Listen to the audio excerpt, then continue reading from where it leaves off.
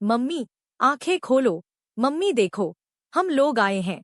शिखा अपूर्वा के हाथों को सहलाती हुई अपने अनवरत बहते आंसुओं को भी पोंछती जा रही थी। अपूर्वा का चेकअप करने के बाद डॉक्टर ने शिखा की पीठ थपथपाकर कहा, तुम्हारी मम्मी बिल्कुल ठीक है। ऑपरेशन सफल रहा है। शाम तक उन्हें होश भी आ जाएगा। अपूर्व और शिखर से कुछ बातें कर व कुछ हिदायतें देकर डॉक्टर भल्ला चली गईं। अपूर्व भारद्वाज वहीं बैठकर भीगे रुमाल से अपूर्वा के चेहरे को पोंछने लगे। आखिर उनसे कब, कहाँ व कौन सी थलती हुई कि अपूर्वा, उनकी पत्नी, उनके 2 बच्चों की माँ, आज इस हाल तक पहुंच गई। पिछले दिसंबर में अपूर्वा शायद अपनी बीमारी के बारे में ही बताने अचानक दिल्ली आई थी, पर उसने ऐसा क्या महसूस किया? किसकी बातें उसे इतना दर्द दे गईं कि वह अपनी बीमारी का दर्द खुद में ही समेटे लौट गई? अपूर्व का हृदय पश्चाताप की ज्वाला से धधक रहा था। वे अतीत में खो गए। अपूर्व की पोस्टिंग सेकंड लेफ्टिनेंट के पद पर भोपाल में थी। वहीं शादी हुई, बच्चे हुए, शिखर व शिखा। फिर जैसा कि होता है, पैसे की खींचातानी होने लगी। उन्हीं दिनों केंद्रीय विद्यालय में 1500 शिक्षकों की बहाली का विज्ञापन निकला। अपूर्व ने जबरदस्ती अपूर्वा से भी अप्लाई करवा दिया। वह 10वीं से बीएससी तक प्रथम श्रेणी में उत्तीर्ण थी और बीएड में भी उसके अच्छे नंबर थे। साक्षात्कार भी अच्छा हुआ और उसकी नियुक्ति प्रशिक्षित स्नातक शिक्षिका के रूप में कटनी में हो गई। नियुक्ति पत्र हाथ में आ जाने के बाद भी अपूर्वा नौकरी करने के विरुद्ध थी। बच्चे अभी छोटे हैं, मैं अकेले इतनी दूर उन्हें कैसे संभाल पाऊंगी? अपूर्व को हर महीने आने वाले पैसे की चाहत ने स्वार्थी बना दिया था। वह समझाते, देखो, इतनी अच्छी नौकरी घर बैठे मिल गई है। बच्चे भी 2-3 साल में स्कूल जाने लगेंगे, फिर कोई परेशानी नहीं होगी। तब तक माँ तुम्हारे साथ रहेगी। इस तरह हमेशा से हाउसवाइफ की हिमायती रही अपूर्वा गुड वर्किंग वुमन बन गई। 6 महीने के बाद अपूर्व का स्थानांतरण कटनी के पास जबलपुर में हो गया। जब तक वह जबलपुर में रहे, सप्ताहांत में आना जाना हो ही जाता। 2-3 साल बाद बच्चे स्कूल जाने लगे। सास बीमार रहने लगी, वह गांव बड़े बेटे के पास चली गई। जब शिखर 7वीं और शिखा 5वीं में थी, अपूर्वा की नियुक्ति एक पिछड़े इलाके में हो गई और अपूर्व की दिल्ली में। वे बच्चों की बेहतर पढ़ाई के लिए दोनों बच्चों को अपने पास रखने की बात कहने लगे। अपूर्वा ने नौकरी से त्यागपत्र देने का मन बना लिया, लेकिन अपूर्व की दलीलों ने उसे पुनः परास्त कर दिया। अब तो बच्चों की पढ़ाई में बहुत धर जाएगा। फिर तुम्हारे भी तो प्रमोशन होने वाले हैं, पैसे बढ़ेंगे। मन मारकर अपूर्वा को बच्चों का बिछोह सहना पड़ा। बच्चों को शुरू में दिक्कतें आईं, लेकिन धीरे धीरे महानगर की चकाचौंध ने उन्हें भी अपने आगोश में ले लिया। दूरियां बढ़ने से आने जाने का अंतराल भी बढ़ गया। समय बीतता जा रहा था। शिखर का इंजीनियरिंग में फाइनल ईयर था और शिखा का बीकॉम में दूसरा साल। इसी बीच अपूर्वा उपप्राचार्या बनी, फिर उसी विद्यालय में प्राचार्या का पद मिल गया। यह उसे सुखद लगा। सब कुछ अच्छा ही हो रहा था, लेकिन वह भीतर ही भीतर खोखली होती जा रही थी। प्राचार्या बनने पर उसने काफी हुलसकर घर पर फोन लगाया। अपूर्व घर पर नहीं थे। फोन शिखा ने उठाया। हेलो शिखा, मैं प्रिंसिपल बन गई।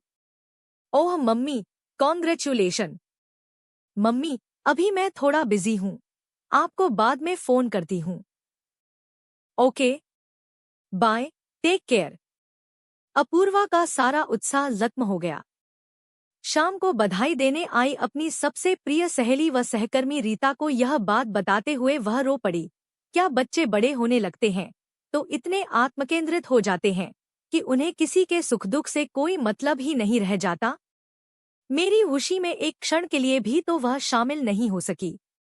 रीता ने उसे समझाया, बच्चों से ज्यादा उम्मीदें मत रखो। देखना, यह दबर सुनते ही जीजाजी दौड़े आएंगे, लेकिन ऐसा कुछ नहीं हुआ। काम का बोझ बढ़ गया था। कुछ जानबूझकर भी वह अपने को काम में डुबोए रहती। उसकी तबीयत भी आजकल ठीक नहीं चल रही थी। माहवारी में ब्लीडिंग बहुत ज्यादा हो रही थी।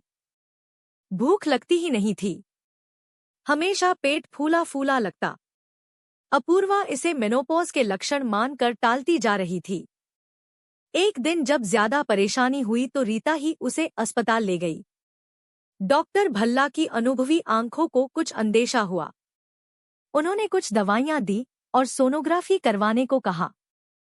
सोनोग्राफी की रिपोर्ट लेकर अपूर्वा अकेले ही गई थी। रिपोर्ट देखकर डॉक्टर भल्ला का चेहरा कुछ सफेद पड़ गया। कुछ देर खामोश रहने के बाद बोली, देखिए मिसेज भारद्वाज, आपको बच्चेदानी का कैंसर है। यह अब लाइलाज बीमारी नहीं रही, बशर्ते इलाज समय पर और सही ढंग से हो। आपको जितना जल्द हो सके ऑपरेशन करवा लेना चाहिए। देर होने पर फैलने का डर है। बाहर से भरसक संयत होने का प्रयास करते हुए भी अपूर्वा के हाथ रिपोर्ट वापस लेते समय कांप रहे थे। वह यंत्रचालित सी घर लौट आई। उसने किसी से अपनी बीमारी का जिक्र नहीं किया। छुट्टी लेकर पूरे दिन वह घर में लेटी रही।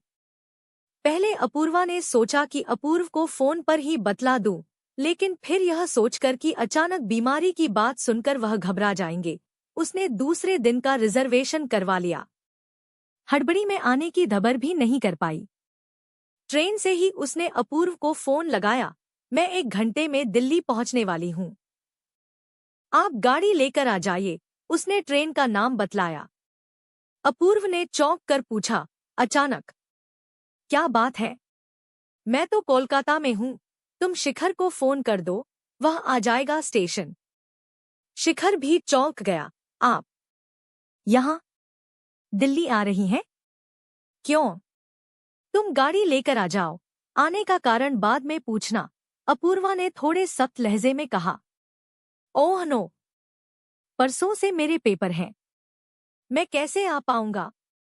आज ड्राइवर भी नहीं आया है, आप प्लीज टैक्सी से आ जाइए। उसे बहुत गुस्सा आया। उसका मन हुआ कि वह रास्ते से ही लौट जाए, लेकिन अपूर्व को बीमारी के बारे में बतलाना जरूरी था। बेमन से ही वह घर पहुंची।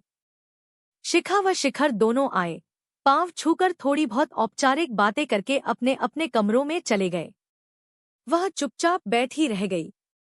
उसे महसूस हो रहा था कि वह अपने बच्चों को समझाने या डांटने का अधिकार भी खो चुकी है। दोनों बच्चों का व्यवहार उसे बहुत आहत कर गया था। अपूर्व रात में लौटे। वह काफी थके हुए थे, लेकिन उनके चेहरे पर उसे देखकर खुशी जरूर आई। खाने पीने के बाद सोने के समय अपूर्वा ने बात की शुरुआत की, इधर मेरी तबीयत कुछ ठीक नहीं चल रही है। क्यों? क्या हुआ? वह सोने के लिए करवट बदलते हुए बोले। ब्लीडिंग बहुत ज्यादा हो रही थी। डॉक्टर ने सोनोग्राफी करवाया, कहती है यूटेरस निकलवाने को कहा होगा, निकलवा दो, अब उसका क्या काम है। अपूर्वा संज्ञाशून्य सी हो गई अपूर्व की बात सुनकर। जिस अंग ने उसके 2 बच्चों को 9 महीने अपने अंदर सहेज कर रखा, उस अंग को बिना कारण जाने निकलवा देने की बात कहकर अपूर्व खर्राटे लेने लगे थे। अपूर्वा की नींद उड़ गई। अब तो उसकी भी जरूरत इस घर में नहीं है। उसकी बीमारी के बारे में भी जानकर हो सकता है अपूर्व कहें, मरने दो, उसकी अब क्या जरूरत है। अपूर्वा 2 दिन बाद बिना किसी को कुछ बताए वापस लौट आई। अपने प्रति अब वह और लापरवाह हो गई। उसकी तबीयत खराब होती जा रही थी। एक दिन ऑफिस में ही बेहोश हो जाने पर उसे अस्पताल में भर्ती कराया गया। तब सबको उसकी बीमारी का पता चला। डॉक्टर भल्ला बहुत गुस्सा हो रही थी। 1 साल पहले ही मैंने इन्हें ऑपरेशन के लिए कहा था। इनकी लापरवाही से बीमारी फैल गई है। ऑपरेशन तुरंत करना होगा। स्कूल का पूरा स्टाफ उनकी चिरौरी कर रहा था। अपूर्वा की जिद थी कि घर पर मेरे मरने से पहले किसी को दबर न की जाए, वरना मैं ऑपरेशन थिएटर में जाऊंगी ही नहीं। रीता ने उसे आश्वासन दिया कि किसी को दबर नहीं होगी, तुम ऑपरेशन करवाओ। अपूर्वा की सूनी सूनी आंखें देखकर रीता की आंखें भर आईं। ऐसे वक्त पति और बच्चों का कितना भरोसा रहता है। ऑपरेशन कल होना था। रीता ने कुछ सोचकर अपूर्व को ईमेल कर दिया। मिस्टर भारद्वाज, आपकी पत्नी और आपके दोनों बच्चों की मां अपूर्वा आज जीवन और मृत्यु के बीच झूल रही है। उसे कैंसर है। पिछले 1 साल से उसे अपनी बीमारी का पता था, लेकिन उसने किसी को नहीं बताया। आप लोगों के बीच क्या परेशानी है, यह तो मुझे जानने का हद नहीं, लेकिन यह जरूर कहूंगी कि औरत को केवल काम करने वाली मशीन न समझकर जीती जागती भावनाओं और संवेदना से पूर्ण नारी समझते तो अपूर्वा की ऐसी स्थिति न होती। मैंने अपनी सखी के मना करने के बावजूद आपको दबर करना उचित समझा। आगे आपकी मर्जी, ऑपरेशन कल है। रीता सिंह। मेल पढ़ते ही अपूर्व को चक्कर आ गया। उनका प्रेशर अचानक बढ़ गया था। सामने बैठा ऑफिसर उन्हें डॉक्टर के पास ले गया। बच्चे पिता के बेहोश होने से चिंतित थे। मां की बीमारी जानकर दोनों सकते में आ गए। शाम तक अपूर्व का प्रेशर नॉर्मल हुआ तो अगली सुबह तीनों प्लेन से रायपुर आ गए। शिखा रास्ते भर रोती आई। 10 साल से मम्मी नौकरी के कारण हमसे अलग रह रही हैं। साल में गर्मी की छुट्टियों में ही आ पाती हैं। पिछले साल तो वह आई भी नहीं। शिखर तो फोन कम ही करता था। 2 महीने से मैं भी तो उनसे बात नहीं कर पाई। सब बातों का लेखा जोखा शिखा अब कर रही थी। रीता ने दोनों बच्चों के सामने ही अपूर्व को अपूर्वा की बीमारी का इतिहास और उसकी टूटती हुई मनःस्थिति से अवगत कराया। शिखर रुआसा होकर कहने लगा, आंटी, पढ़ाई का प्रेशर रहता है। मैंने जानबूझकर मम्मी को कभी हर्ट नहीं किया। वह हमें डांट सकती थी, मगर इतनी छोटी छोटी बातों को वह मन में समेट लेंगी, ये हम लोग नहीं समझ पाए। तुम्हारी मम्मी को भी काम का बहुत प्रेशर रहता है। उन्होंने भी अकेले तुम दोनों की परवरिश की। आजकल बच्चों की भावनाओं को समझने की बातें तो काफी की जाती हैं, लेकिन बढ़ते बच्चों की बातों का बुढ़ापे की ओर अग्रसर अभिभावकों पर भी असर पड़ता है। जैसे टीनेजर्स में हार्मोनल परिवर्तन से गुस्सा, उत्तेजना बढ़ती है, वैसे ही पेरेंट्स खासकर माँ भी अपने आप को उम्र के इस मोड़ पर असुरक्षित महसूस करने लगती है। ऐसे में उसे भी परिवार से भावनात्मक संबल की आवश्यकता होती है, जो तुम लोग अपूर्वा को नहीं दे पाए। रीता अपूर्वा की संवेदना को अपनी भाषा में व्यक्त कर रही थी। उसने मिस्टर भारद्वाज को ढबर तो कर दी थी, लेकिन डर रही थी कि कहीं उसने गलती तो नहीं की। अपूर्वा से किया वादा उसने तोड़ा था। अपूर्वा इन लोगों को देखकर पता नहीं कैसे रिएक्ट करे। अपूर्वा को होश आने लगा था। सबसे पहले उसकी नजर सामने खड़े अपूर्व पर पड़ी। अपूर्व की प्रेम में डूबी पनियाई आंखों को देखते ही अपूर्वा के चेहरे पर उस स्थिति में भी जो चमक कौंध गई, उसे रीता ने गहराई से महसूस किया। अपूर्वा ने बगल में बैठी बेचैन शिखा की हथेली को हल्के से दबाया। स्पर्श की इस गर्माहट से माँ बेटी के रिश्तों के बीच खड़ी पूर्वाग्रह की क्षीण दीवार पिघलकर आंखों के रास्ते बहने लगी। लगातार खोजती निगाहें थक गईं, तो उसके मुंह से पहला क्लांत प्रश्नवाचक शब्द निकला, शिखर। शिखर उसके सिरहाने मुजरिम की भांति खड़ा था, लपककर सामने आ गया। उसे देख अपूर्वा ने कहा, पानी। शिखर ने रुमाल भिगोकर उसके सूखे होंठों को पोंछ दिया। अपूर्वा ने परम तृप्ति से आंखें बंद कर ली। रीता सोच रही थी, अब अपूर्वा को कुछ नहीं होगा। उसके संबंधों के बंधन इतने कमजोर नहीं कि छोटी मोटी घटनाओं के आघात से टूट जाएं।